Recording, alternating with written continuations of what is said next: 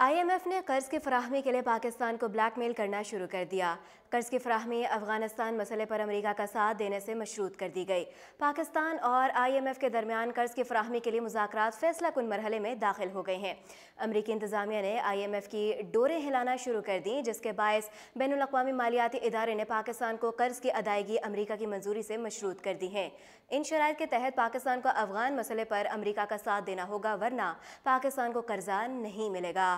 امریکہ نے پاکستان کو پیغام دیا ہے کہ وہ افغانستان میں امن کے لیے امریکہ کے ساتھ تعاون کریں۔ ذرائع کے مطابق پاکستان نے امریکی شرائط پر پورا اترنے کے لیے کوششیں شروع کر دی ہیں۔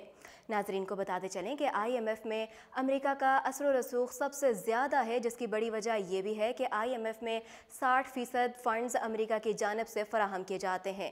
ذرائع کا کہنا ہے کہ امریکی انتظامیہ پاکستان اور IMF کے ساتھ مذاکرات کو انتہائی غور سے دیکھ رہی ہے۔ پاکستان IMF سے $8 ارب تک کا قرضہ مانگ رہا ہے۔ وزارت خزانہ کو امید ہے کہ 15 جنوری تک پاکستان کو IMF سے قرضہ مل جائے گا۔ دوسری جانب پاکستان نے پہلے ہی IMF کی شرائط کے مطابق ڈالر کی قیمت بڑھا دی ہے، جبکہ بجلی گیس کی قیمتوں میں بھی اضافہ کیا ہے۔ حکومت کے ان اقدامات کی وجہ سے ملک میں مہنگائی میں بھی اضافہ ہوا، جبکہ دوسری جانب حکومت نے پاور سیکٹر کا گردشی قرضہ کم کرنے کے لیے بھی اقدامات کرنا شروع کر دیے ہیں۔ مزید اپڈیٹس جاننے کے لیے دیکھتے رہیے اردو پوائنٹ۔